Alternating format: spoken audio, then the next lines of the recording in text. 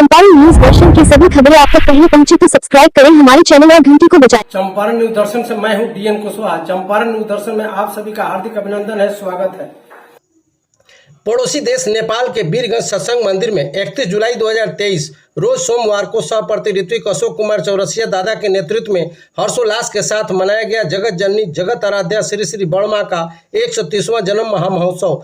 इस अवसर पर शंखनाद के बाद सदगुरु युग पुरुषोत्तम परम प्रेम में श्री श्री ठाकुर अनुकूल चंद जी, जगत जननी श्री श्री बड़मा, परम पूज्यपाद श्री श्री बड़दा तथा वर्तमान आचार्य देव श्री श्री दादा की पूजा अर्चना एवं संध्या प्रार्थना की गई। उसके बाद नीरू माँ के द्वारा उद्बोधनी भजन, मालविका माँ, रेणु माँ, श्री राम जानकी म्यूजिकल ग्रुप के जूहीराज व्यास एवं नरेश व्यास सहित अन्य ठाकुर भक्तों ने ठाकुर भक्ति से ओतप्रोत होकर एक से बढ़कर एक भजन गाकर आगत ठाकुर भक्तों के आत्मा को तृप्त कर दिया। तत्पश्चात सैकड़ों ठाकुर भक्तों ने श्री श्री बड़मा के 130वें जन्म दिवस के अवसर पर 130 दीपक जलाए एवं केक काटकर हर्षोल्लास के साथ जन्म महामहोत्सव मनाया। उसके बाद सहप्रति ऋत्विक अशोक कुमार चौरसिया दादा ने जगत आराध्या श्री श्री बड़मा, परम पिता श्री श्री ठाकुर अनुकूल चंद जी, श्री श्री बड़दा एवं वर्तमान आचार्य देव श्री श्री दादा की महिमा का बखान करते हुए क्या कहा, सुने उन्हीं की जुबानी। का 130वां आविर्भाव दिवस यानी जन्म दिवस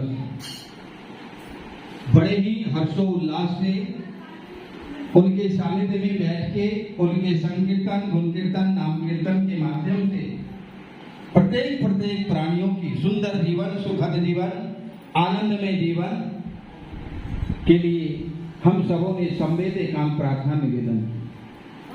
मैं सर्वप्रथम मातृ समूह और खास करके मैं जो इस बार के मातृ सम्मेलन में देखा, अनुभव किया,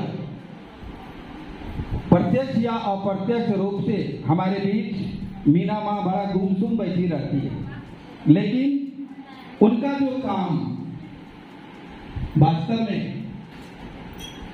किसी तरह की मातृ शक्ति होनी चाहिए, जो उनका निष्ठा, कड़ाके की गर्मी, कड़ाके की धूप, लेकिन किस तरह से किसके घर में कैसे मातृ सम्मेलन आयोजित होगा हम लोगों ने कभी अनुभव नहीं किया था। व्यक्तिगत मैं अनुभव नहीं कर पाए थे जो मां लोग कितनी सामर्थ्यवान हो सकती है। इसका प्रत्यक्ष इस बार हम लोगों ने मीना माँ के उनके माँ के प्रति और मातृ सम्मेलन का जो वास्तव में उनकी जो जिज्ञासा, निष्ठा और एक कर्मशीलता, ऐसा ही परिकल्पना सारे माओं का होना चाहिए। आज बाल काटने वाले हरेंद्र ठाकुर और बिजली के पोल में बांधने वाले इनल पासवान को गिरफ्तार कर जेल भेज दिया गया है।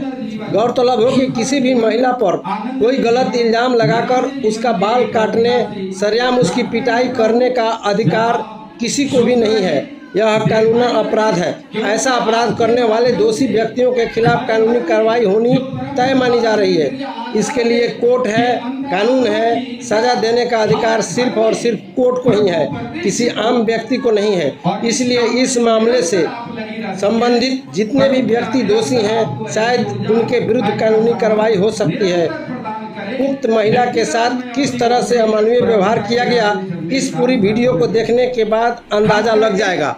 आज जो यह सुंदर कार्यक्रम मातृ समूह के द्वारा हम सभी दादा लोगों के लिए प्रेरणा के स्रोत, जब माँ लोग माँ का जन्मोत्सव कितनी सुंदर ढंग से कर सकते हैं, माँ लोगों से हम दादा लोगों को आज इतनी बड़ी प्रेरणा, और आज हम लोग भी बातें हैं माँ लोगों से प्रेरित होकर के हम लोगों के अंतरात्मा में भी प्रभु के लिए कुछ करने का एक हिम्मत, साहस और ऊर्जा माँ लोगों के द्वारा आज के यह शुभ दिन में जागृत हो रहा है। इसके लिए मैं सभी माँ लोगों को अंतरात्मा से अभिनंदन करता हूँ, वंदन करता हूँ, और आप सभी माँ के दीर्घायु जीवन, सुंदर जीवन, सुखद जीवन, आनंदमय जीवन के लिए परम पिता के रातोत्सव में एकांत प्रार्थना करता हूँ।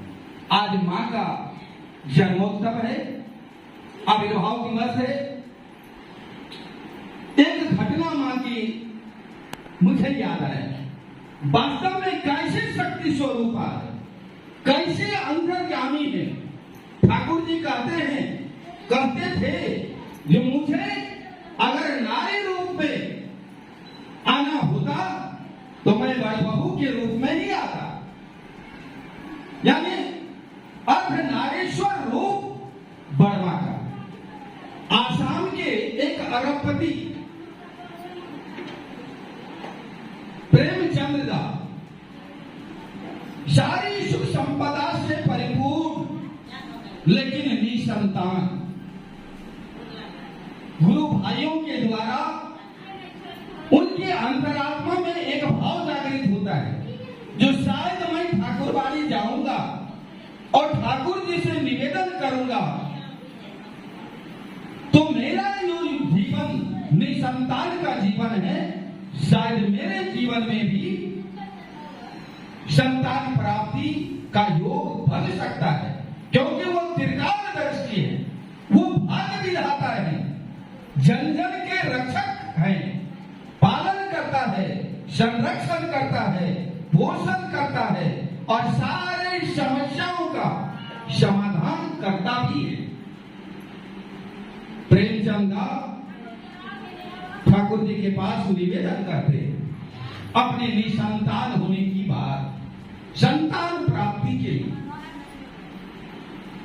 ठाकुर जी सरल निशाओं सुमधुर कोमल का प्रतीक, बगल में साथे अजित गांगुली दा बैठे हुए। ठाकुर जी साथे अजित गांगुली दास से कहते हैं कि दोनों दंपति को बड़बहू के पास ले जाएं, यानी बड़वा के पास ले जाएं। बड़वा बैठी है, कुछ मां लोगों से वार्तालाप कर रही है, लगभग 100 मीटर की दूरी है। मां वहीं से आवाज लगाती है, अरे रघु की मां, मैं कब से आपकी प्रतीक्षा कर रही हूं। श्रद्धेय अजित गांगुली दा चौकन्ना हो जाते हैं, इधर देखते हैं उधर देखते हैं, आखिर मां किसको पुकार रही है। मेरे साथ तो प्रेमचंदा है और उनकी सहधर्मिणी है, मेरे साथ तो कोई रघु की मां नहीं है। पुनः मां फिर आवाज लगाती है, अरे रघु की मां, मैं आपको ही, आपके प्रतीक्षा में ही मैं प्रतीक्षारत हूं। श्रद्धेय अजित गांगुली दा मां की भाव को समझ नहीं पाए। जब नजदीक जाते हैं, श्रद्धेय अजित गांगुली दा मां को प्रणाम निवेदन करते हैं, दोनों हाथ जोड़ करके मां से प्रार्थना करते हैं कि मां, हमारे साथ तो कोई रघु की मां नहीं है। प्रेमचंद दा की सहधर्मिणी को इंगित करते हुए, दिखाते हुए मां कहती है, यही तो रघु की मां। अजित गांगुली दा एक साधक थे, उन्होंने समझ गया जो इतनी बड़ी आशीर्वाद मां का प्राप्त हो चुका है। अजित गांगुली दा दोनों दंपति को प्रणाम के लिए बोलते हैं, दोनों प्रणाम करते हैं। अजित गांगुली दास समझाते हैं दोनों दंपति को मां का आशीर्वाद हो गया है, अब आप लोग आराम से खुशी खुशी घर जाइए। कुछ दिनों के बाद श्रद्धेय प्रेमचंद दा को पुत्र रत्न प्राप्त होता है। वो नन्हा सा बालक को लेकर के ठाकुर जी के पास दोनों दंपति पहुंचते हैं। उस बच्चे के नामकरण के लिए, क्योंकि वह पुष्प, वह पुत्र रत्न ठाकुर जी की कृपा से, शक्ति स्वरूपा परमराधा जगत जननी की कृपा से उसे प्राप्त हुआ था। ठाकुर जी मुस्कुराते हैं, कहते हैं, ए गांगुली दा, इतनी सुंदर बालक, इसका नाम तो रघुनंदन, इसका नाम तो रघुनंदन। अजित गांगुली का दिमाग ठनक गया। जो पुत्र को इस धराधाम में आने से पहले शक्ति स्वरूपा परमाराध्या जगत जननी उस बच्चे का नाम देते हैं रघु। आने से पहले नामकरण होता है और वही नाम ठाकुर जी देते हैं रघुनंदन। क्या तारतम्य है दोनों में, समझने की बात है। क्या दोनों में तारतम्य है? एक के अंदर में जो चल रहा है दूसरा भली भांति उसको अनुभूति कर रहा है। अगर एक छींक ठाकुर जी को आ जाए, मां समझ लेती थी ठाकुर जी को आज 5 बार छींक आया है और ठाकुर जी को आज ये चीज खाने को नहीं दिया जा सकता। ऐसी पति भक्ति पराय नारी नीति स्वयं होने के चरित्र से निरंतर पल्लावन जो नारी नीति आपके हाथ में है उनके प्रत्यक्ष हमारे परमाराध्या जगतजननी श्री श्री गौरमा। एक और घटना खास करके मां लोगों के लिए, हमारी मां को देखिए और मां को देख करके अपने चरित्र को, अपने जीवन को, अपने पारिवारिक जीवन को, अपने दाम्पत्य जीवन को, एक मां को कितनी सहनशील, कितना धीर और गंभीर होना चाहिए। एक समय के बाद मां के पैर में घाव हो जाता है। घाव इतना विकराल, वो तो लीला कर, वो तो भूमि से ही हुई है। लीला के माध्यम से अपने दैनंदिन जीवन लीला के माध्यम से लोगों को प्रेरित करना, प्रवचन के माध्यम से नहीं, प्रवचन के माध्यम से नहीं। इसीलिए तो पुरुषोत्तम है, सृष्टि के सारे पुरुषों में उत्तम पुरुषोत्तम। इसलिए तो वो जगत जननी है जो बोलती नहीं थी, अपने जीवन में, अपने चरित्र में, अपने वाणी में, अपने व्यवहार में उन्होंने उस चीज को अनुकरण करके स्वयं नारी नीति का प्रत्यक्ष स्वरूप जगत जननी परमाराध्या श्री श्री गौरमा। वो घाव इतना विकराल हो जाता है। देखिए मां की लीला, एक एक मां के लिए मां की लीला देखिए, पूरा पैर घाव बड़ा हो जाता है। ठाकुर जी के पास ठाकुर जी देखते हैं मां की लीला, ये क्या लीला चल रहा है? जो स्वयं शक्ति स्वरूपा जगत जननी, संसार में ऐसा कोई दुख और पीड़ा कष्ट नहीं जो मां को दुखी कर सके, लेकिन वो तो लीला कर रही है।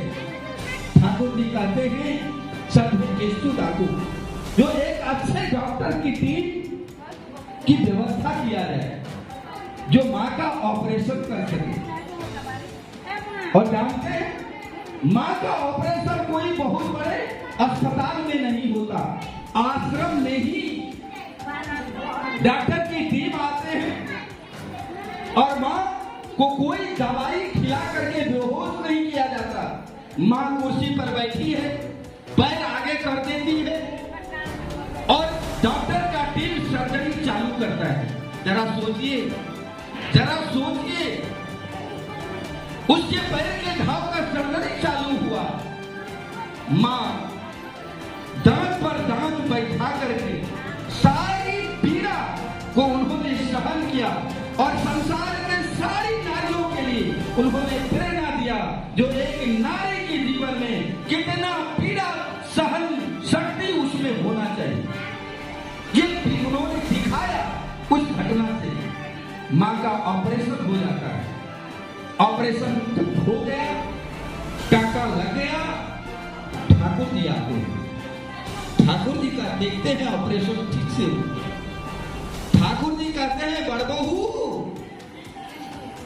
और यह जब शब्द निकलता था ठाकुर जी के मुंह से बड़ बहू, मानो पूरा प्रकृति हर्ष और आनंद से आंदोलित हो जाता था।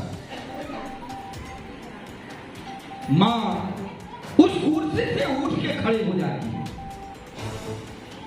जिसका कि तुरंत ऑपरेशन हुआ, उठ के खड़ी हो जाती है। निवेदन करते हैं। ठाकुर जी कहते हैं कि बड़ बहू, ये चिकित्सक का टीम आपके लिए इतना परिश्रम किया, क्या इनके लिए आप घी भात की व्यवस्था नहीं करेंगे? इन्हें घी भात नहीं खिलाएंगे? मां ठाकुर जी को प्रणाम करते हैं और चले जाते हैं रसोई में। ऑपरेशन हुआ, बिना बेहोशी का ऑपरेशन हुआ, टाका पड़ा, लेकिन ठाकुर जी की इच्छा, क्योंकि वो चिकित्सक डॉक्टर का टीम मां की सेवा दिया है, उसकी अंतरात्मा को तृप्त करना है। मां जाती है, अपने हाथों से भात बनाती है, नाना प्रकार के व्यंजन बनाते हैं। सारे 5 डॉक्टर का दल था, टीम था, 5 को बैठा करके अपने हाथ से 5 डॉक्टर को सेवा देती है, उनके आत्मा को तृप्त करते हैं। ठाकुर जी प्रसन्न होते हैं। नारी, ऐसी नारी की परिकल्पना ठाकुर जी का है, तब जाकर के परिवार में सुसंतान की प्राप्ति हो। एक दंपति परम पूज्यपाद आचार्य के पास जाते हैं। समय नहीं है, मैं जल्दी इसको पूरा करूं। ठाकुर जी परम पूज्यपाद वर्तमान आचार्य के पास जाते हैं, दातेगंज की दंपति, और एकलौता पुत्र को ले जाकर के प्रार्थना करते हैं, जो ये हमारे सुपुत्र एकलौता है, वो पढ़ता नहीं, बहुत बदमाशी करता है, हम लोगों को भी गाली गलौज करता है, इसको कैसे इसकी पढ़ाई होगा, ये कैसे सुंदर बनेगा, आप आशीर्वाद दें। परम पूज्यपाद आचार्य अनुसूना कर देते हैं। मां फिर निवेदन करती है, फिर तीसरे बार करती है। मां को परम पूज्यपाद आचार्य कहते हैं, आप लोग फांका में मिलिए। फांका में, जब फांका का मतलब एकांत में मिलिए। एकांत में जब दोनों दंपति जाते हैं, परम पूज्यपाद आचार्य कहते हैं, जब मां इस बच्चे की जिम्मेवार आप हैं, आप सुन पाएंगे? आप सुन पाएंगे? मां दोनों हाथ जोड़ करके खड़ी होती है।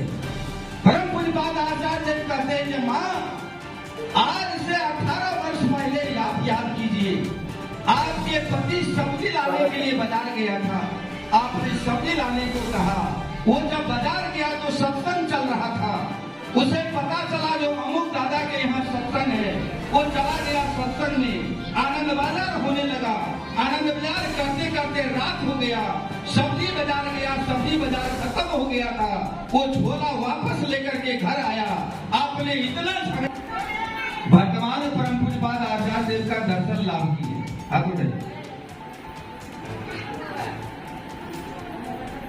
अभी 15 हाथ उठा, 16 पीछे लगा के 16, काम नहीं चलेगा, काम नहीं चलेगा। इष्ट गुरु पुरुषोत्तम, प्रतीक गुरु वंशधर, रेत शरीर में रहकर सुख जीवंत निरंतर। मैंने अभी कहा, वो दातेगंज का दंपति को घटना बताते हैं, 18 साल पहले की घटना, जो ये जो संतान आपके गोद में आया, इसकी जिम्मेवारी आप हैं। क्या आप और हम किसी के परिवार का 18 साल की पहले की घटना बता सकते हैं? कौन कौन बता सकते हैं? आप बताइए तो। किसी के जीवन के 18 साल पहले की घटना कौन कौन बता सकते हैं? थोड़ा हाथ उठाइए। कोई नहीं। ऐसे ज्योतिर्मान पुरुष अभी जब पहले आप देखे होंगे पूछे बवेदा के रूप में, लेकिन मैं कहता हूं अभी जाकर दर्शन कीजिए, क्या दिखता है। जब जाएंगे तो खुद समझ में आ जाएगा। इसलिए मैं सबसे आग्रह करता हूं, सिर्फ कमाने और खाने से नहीं होगा, जैसे भी हो, चाहे जितना भी कष्ट हो, पीड़ा हो, लेकिन एक बार जरूर जाकर के परम पूज्यपाद आचार्य देव का दर्शन कीजिए।